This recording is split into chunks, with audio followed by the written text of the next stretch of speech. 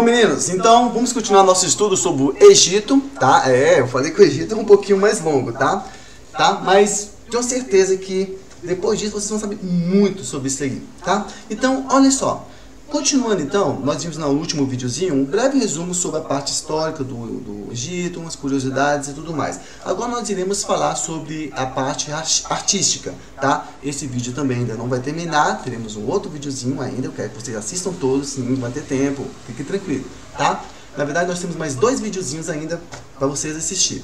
Então, olha só, turminha feliz. Então, a primeira coisa que eu quero que vocês prestem atenção é o seguinte: a arte egípcia é muito ligada ao poder religioso. Então, olha o título: a impotência do poder religioso e político, convenções da arte do Egito.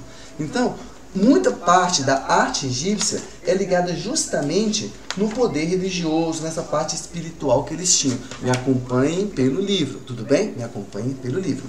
Tá? Então, olha só, meninos, uma arte voltada para a morte. Então, grande parte da arte egípcia tinha como característica louvar os deuses, a figura do faraó, que também era vista como sagrada, tá? Características, digamos, históricas, ou seja, servia-se como documentos históricos, e entre outras características. Mas, principalmente, ela tinha uma parte religiosa muito forte. Essa que vocês estão vendo aí, justamente, já é uma escultura que mostra a força religiosa que o Egito tinha.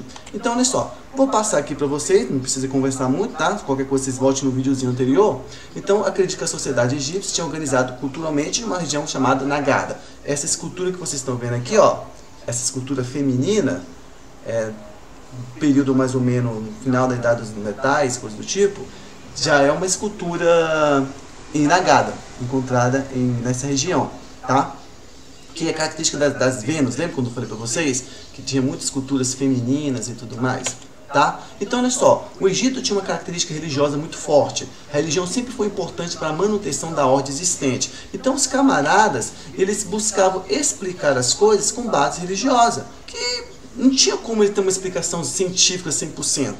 Tá? Mas então o que acontecia? Eles tentavam explicar as coisas baseadas na religiosidade. No início assim, da filosofia, então eles tinham muita característica, digamos assim, por que é isso?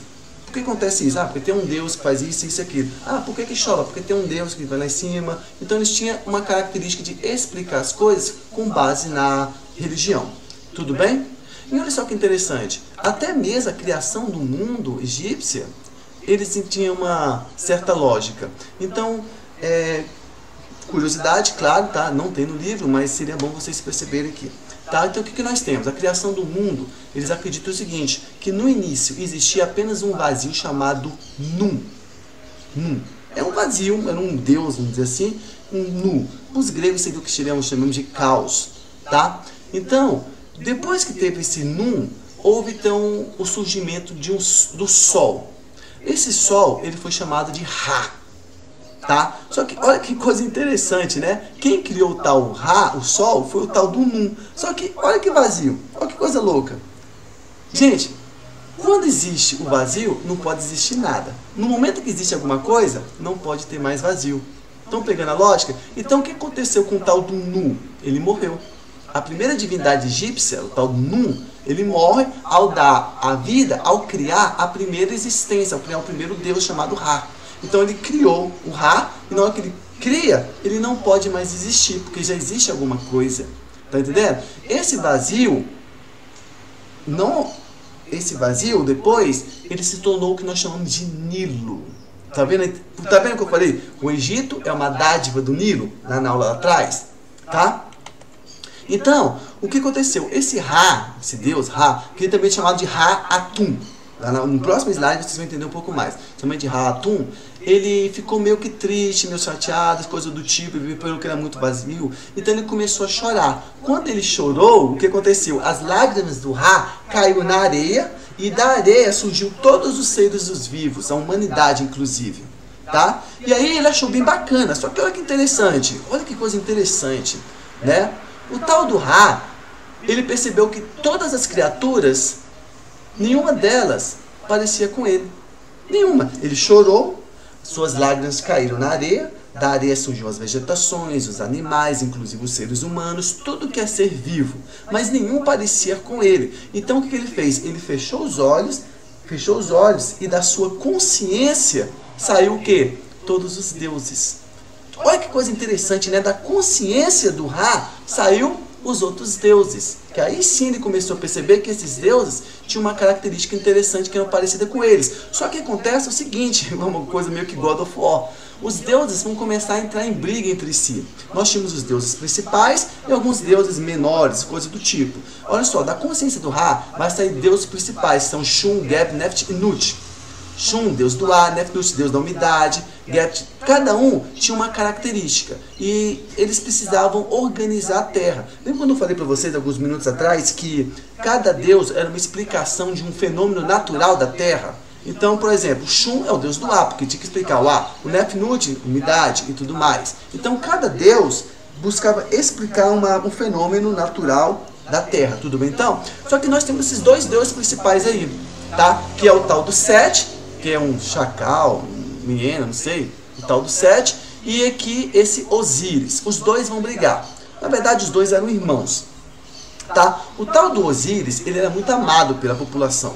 Todo mundo gostava dele, todo mundo amava ele, ele era um camarada que ajudava as pessoas, e ele andava entre a humanidade e tudo mais. E o tal do Set era meio que um deus muito odiado, as pessoas não gostavam dele, ele não ajudava ninguém, na verdade ele era bem malvado e tudo mais. Então o que aconteceu foi o seguinte, o tal do Set, esse camarada que estão vendo aqui, ó, esse mais sério assim, ele acaba matando o tal do Osíris.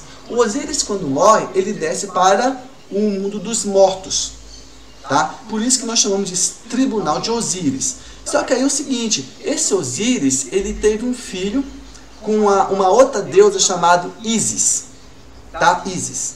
A Ísis, ela vai chorar, tá? E das lágrimas dela vai cair no rio Nilo, e vai nascer um camaradinho chamado Horus.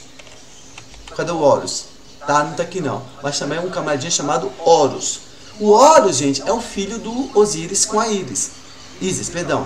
Tá? E aí o que acontece? O Horus, ele vai enfrentar o tal do Set, irá vencê-lo. Não, na verdade não. Acontece o seguinte, primeiro ele apanha. Ele vai enfrentar o tal do Set, tá?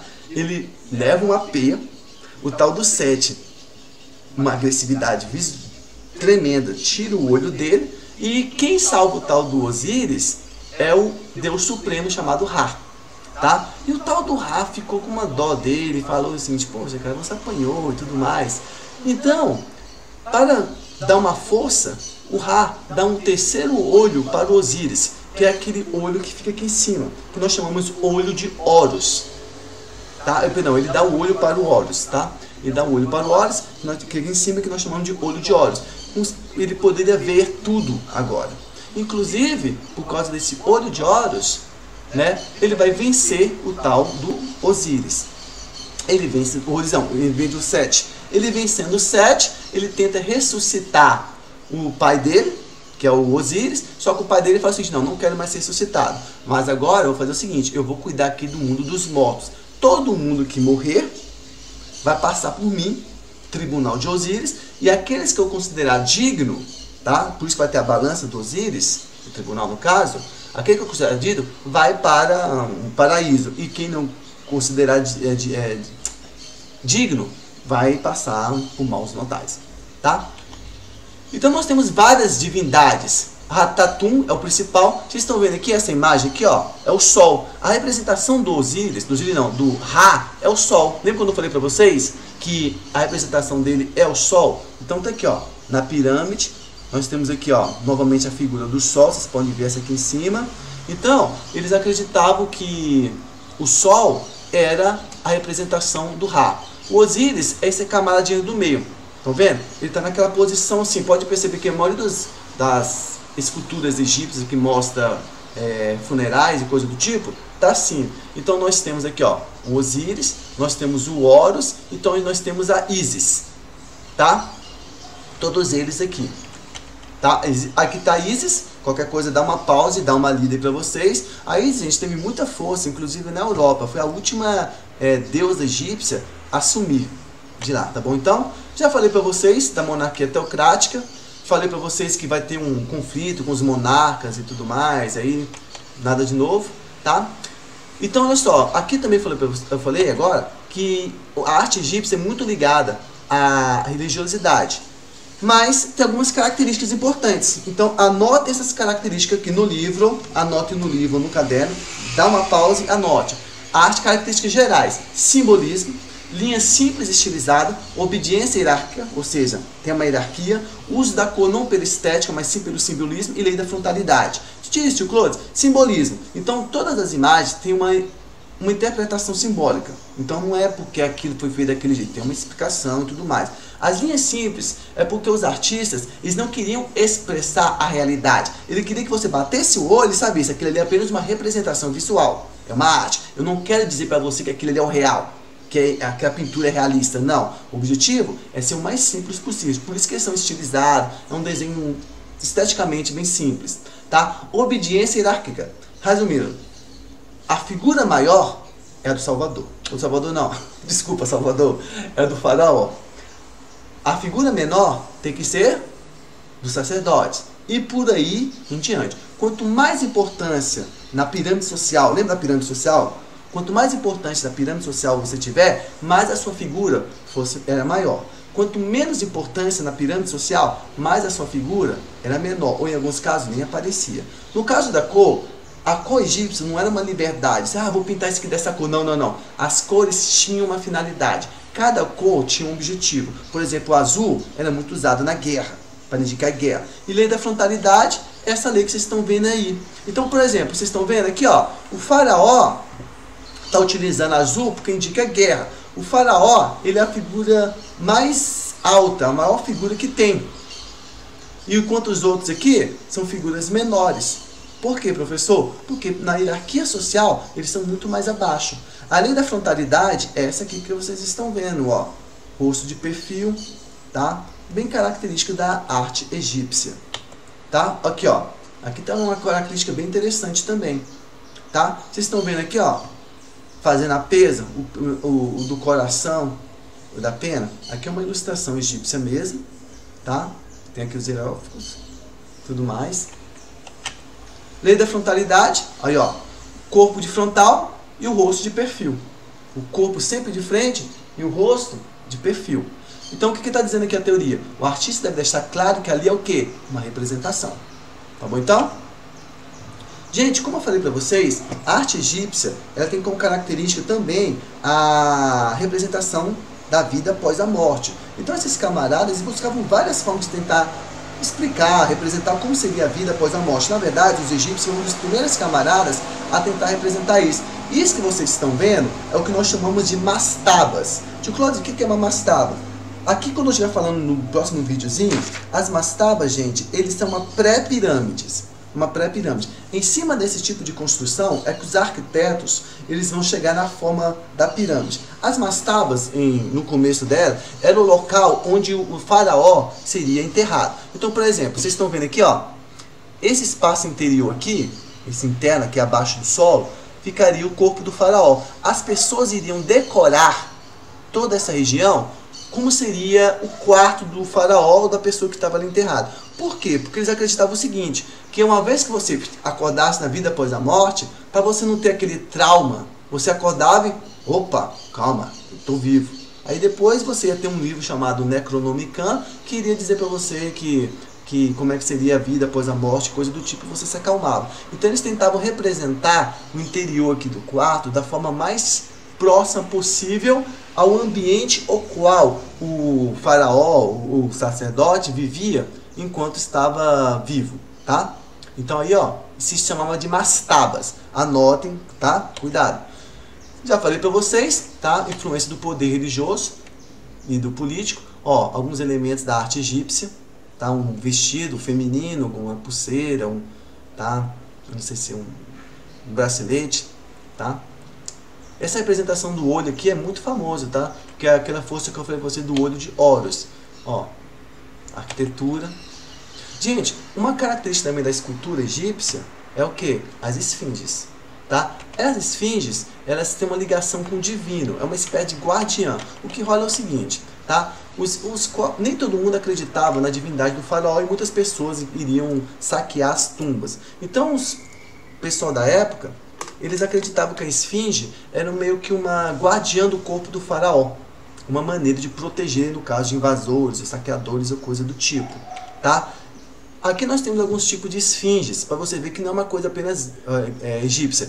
Aqui a esfinge mais famosa, ela é egípcia. Essa do meio que vocês estão vendo aqui, como fosse um leão aqui, é Mesopotâmia. E essa outra aqui é grega. Tá? Todas elas possuem características diferentes. Então, por exemplo, a do faraó é como se fosse uma guardiã. A Mesopotâmia, o sentido como se fosse de uma guerreira, ela ia para o campo de batalha, lutar, aquela coisa toda. E a grega no sentido de desafio intelectual. Só vocês procurem aí o mito do Édipo, que ele desafia a esfinge e tudo mais. Tá? Dá uma pausa, isso aqui é muito interessante. Eu não vou ler, tá? É com curiosidade, mas dê uma pausa e leia aí, tá? Que interessante. Olha lá. Tá? Olha que interessante. Eu protejo a capela do teu túmulo, eu guardo tua câmara mortuária, eu mantenho afastado os seus intrusos. Ou seja, a esfinge, isso aqui está escrito nessa esfinge aqui, tá? Então pode perceber o quanto que eles viam como uma guardiã. Gente, a escultura do egípcio tem duas características. Escultura quando é uma pessoa, quando tem duas e quando tem três. Quando é uma, não tem nome, é escultura normal. Quando tem duas, é chamada de díades. E quando tem três, é chamada de tríades. Perceberam? Então, por exemplo, aqui é uma escultura comum, uma só. Essa aqui é uma díades e essa aqui é uma tríades. Normalmente, não estou falando que é regra geral, mas normalmente é o seguinte. Quando é díade, aparece a figura masculina e uma feminina. E quando é tríade, geralmente aparece a figura masculina no meio e duas mulheres ao lado. Tríade. Mas pode acontecer de ter um homem também, esse daqui, no caso lá vocês viram que era o Osíris, Ísis e o Horus, tá? Então, esse aqui, ó, vamos lá. Pera aí um momentinho, que é muita coisa, né? Nossa, aqui, ó, tá vendo aqui, ó, tá? Mas é uma explicação mais mitológica. Aqui é uma situação mais civil, tá? Então nós temos aqui a escultura normal, a escultura díades e a escultura tríade. Podem perceber que essas esculturas elas são bastante rígidas, se possuem pouco movimento. O movimento que nós temos é mais um movimento assim de equilíbrio. Eu vou fazer aqui, não sei se vai dar para vocês enxergarem direito, tá? Mas olha só, eles estão assim, com a perna assim na frente. Por quê? Porque o objetivo é impedir que ela caia. Olha só, é um leve movimento, para criar um certo equilíbrio. Olha só, meninos, isso vai ser tanta força, que vai influenciar lá na frente a civilização grega. Decore visualmente essa imagem, porque lá na Grécia, os gregos vão fazer muito parecido com isso aí. Tanto que é que o Egito vai influenciar a Grécia no que nós chamamos de período arcaico e tudo mais. Tudo bom?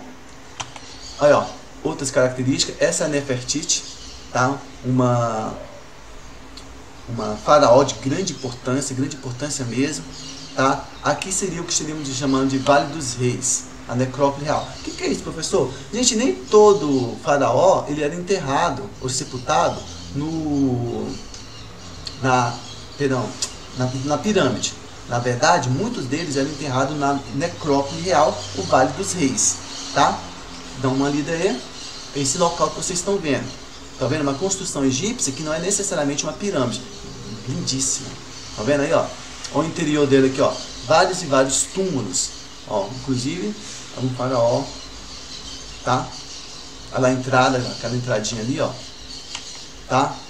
Isso aqui é uma curiosidade. Por quê? Lembra quando eu falei para vocês que os egípcios, eles foram os primeiros camaradas a tentar entender como seria a vida após a morte. E eles escreveram um livro chamado Necronomicon, o livro dos mortos. É uma coletânea de cantos, orações, rezas, teorias e coisas do tipo. Então, era um livro que eles eram colocados junto a uma pessoa que morreu. Não era qualquer um, óbvio. Tá? Geralmente eram pessoas mais de importância, que estavam no topo da pirâmide social. Então, você morreu, você recebia aquele livro ali, e uma vez que você acordasse, aquele livro serviria de manual para você entender como é que seria o novo mundo, o mundo dos mortos, e como é que você deveria se portar na frente do tribunal de Osíris. Tudo bem? Ó, outras características, tá? Olha lá, o julgamento após a morte preocupava muito os antigos egípcios, e para isso acreditavam que principalmente os faraós tinham uma responsabilidade muito grande em vida de não cometer injustiça com o povo. Os textos eram atribuídos ao deus Thoth. Ó, aqui ó, a balança, tá? Gente, a mumificação é uma coisa super interessante também na cultura egípcia, tá? Não foram os primeiros únicos povos que fizeram, outros povos também fizeram mumificação, assim como a pirâmide, tá? Mas os egípcios realmente eles fizeram um trabalho assim magnífico. Então o que era a mumificação? Era tentar conservar o corpo, tentar impedir que ele realmente assim se decomposse, tá? De maneira natural. Então, a palavra múmia tem origem no idioma árabe, múmia, munhá, e quer dizer breu ou betum. É uma substância escura, tá? Que eles utilizavam no corpo para poder mumificar. Tá? Eles acreditavam que o corpo em bom estado, tá? Favoreceria também a vida após a morte. Então aqui nós temos aqui, ó, algumas características que eu tirei do livro de uma revista de história, falando sobre a mumificação do corpo. Tá vendo aqui, ó? Limpeza geral, depois eles tiravam as vísceras, essas partes assim mais depreciava, depois salgava, depois fazia toda uma questão de limpeza, colocavam algumas substâncias químicas, tá? E depois, por último, fazia a mumificação. Dá uma pausa e dá uma lida aí, tá? Aí, ó, alguns exemplos de múmias, vocês estão vendo? Algumas bem conservadas, outras assim, nem tanto. Mas conseguiram, né? Na verdade, ele conseguiu, não virou pó. Muito interessante, nossa, muito interessante mesmo. Olha só que interessante vocês aí, ó. Vocês estão vendo? Magnífico. Gente, olha só, fala um pouquinho sobre pirâmides. Então eu falei para vocês que as pirâmides elas vão evoluir de uma construção chamada mastabas, tá? Umas características que as pirâmides elas não têm 4 lados. Então olha só, estão vendo que bacana aí, ó, 8 lados na verdade, tá? Ó, algumas imagens interessantes, né? Eu acho barato isso aqui, ó,